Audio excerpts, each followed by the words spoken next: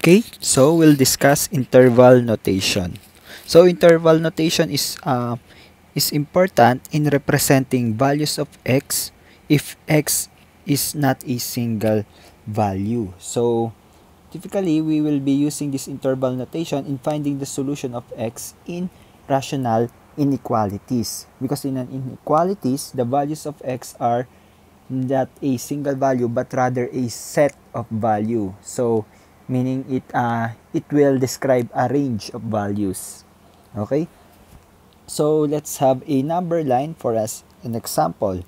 So we have an open circle and a solid circle. A solid circle will be fully shaded circle. Okay, so open circle means that the value is not included. Okay,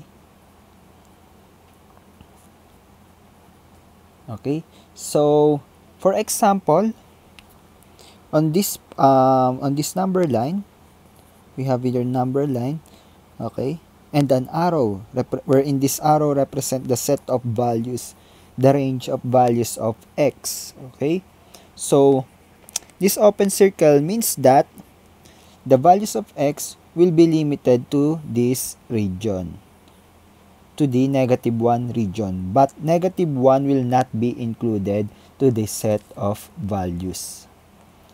Okay, so that is what open circle means. Okay, on the other hand, if we have a solid circle means that the value is included. Okay, so for example, on this number line we have a shaded circle, a solid circle located at the -1, meaning to say the set of values of x will be limited to this part, which also includes -1. Okay, so let's go back to the number 1 example. Okay, so the range of values of x means that the value of x will be limited on this region. Okay, and again, this is an open circle, meaning to say -1 will not be included to the values of x. Okay, so this is the region wherein the values of x falls. So it includes 0, it includes 1. It also includes this -1/2, +1/2. So even so all rational numbers. So at this interval. So it includes 1, it includes 2, and it includes 3, which indicated by this arrow, meaning to say that value of x will run to this part.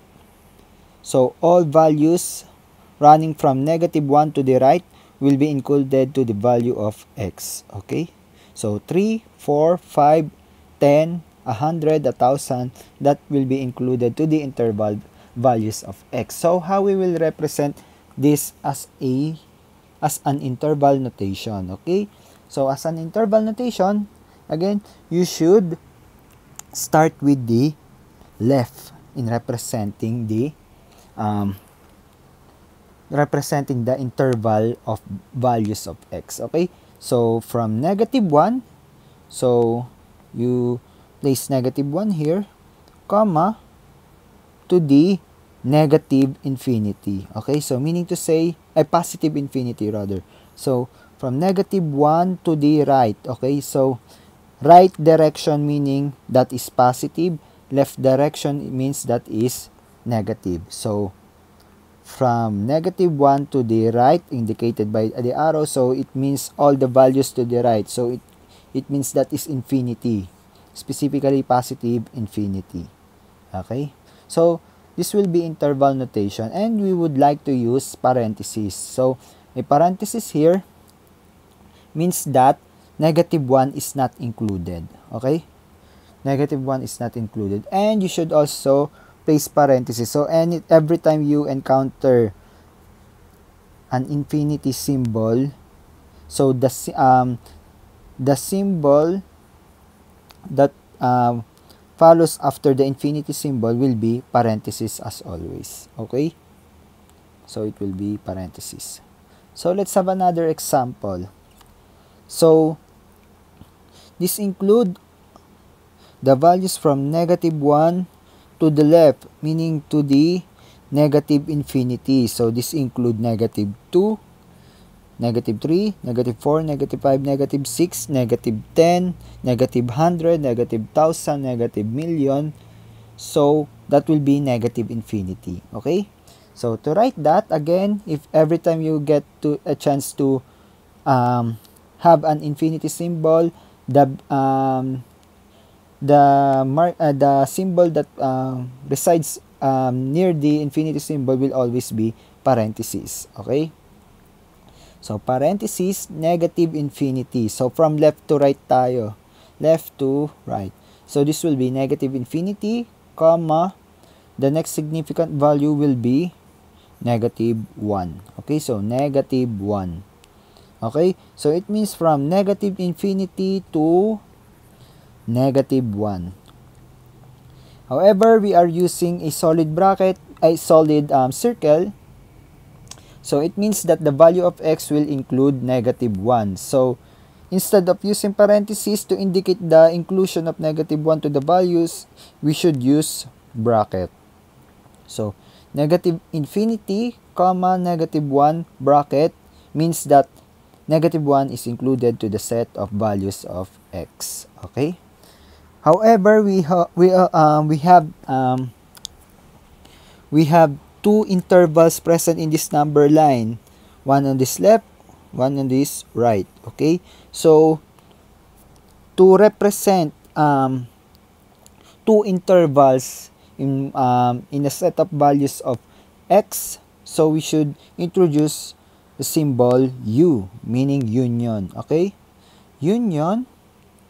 So this is from left to right. After -1, the next significant value will be 2. So this will be 2, and it uses an open circle, meaning to say 2 is not included to the value. It will be just a mark or the boundary of the value of x. So place parentheses instead of a bracket.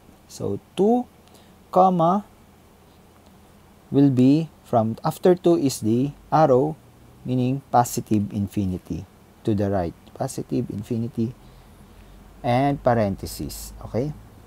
This is our set of values of x in this interval.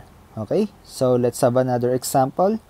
We're gonna start from left to right. Okay, so the first value will be -2. Okay, so we don't have arrow here, so it means that this is not included to the solution of x. Okay, so we only have -2. So this will be -2. You'll be using bracket because this is a solid circle. It means -2 is included to the value, comma, -2 to +2. So +2, and this is a solid circle, means we should use bracket. So this is the interval values of x. Okay, another one. So solid circle means -2 is included, so this will be bracket, -2, comma, the next significant value after this leftmost value is +2. +2, so this is an open circle, meaning +2 is not included, so I should use parentheses. So it means -2 to +2.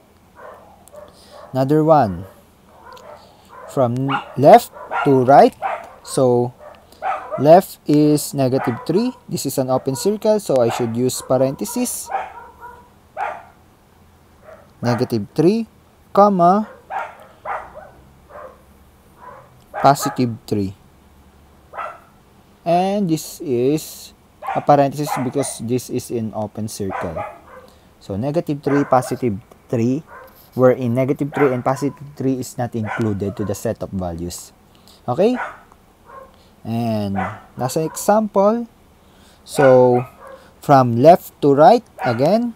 We have the arrow, so this is negative infinity from left, followed by negative 1. Okay, negative 1. Followed by positive 1. Followed by an arrow indicating the positive infinity. So we would like to represent this one. We have two intervals. So we are gonna use union symbol. So negative infinity, again parenthesis, negative infinity, comma, negative 1. This is a solid circle, meaning negative 1 is included. So I should use bracket, union, in solid circle.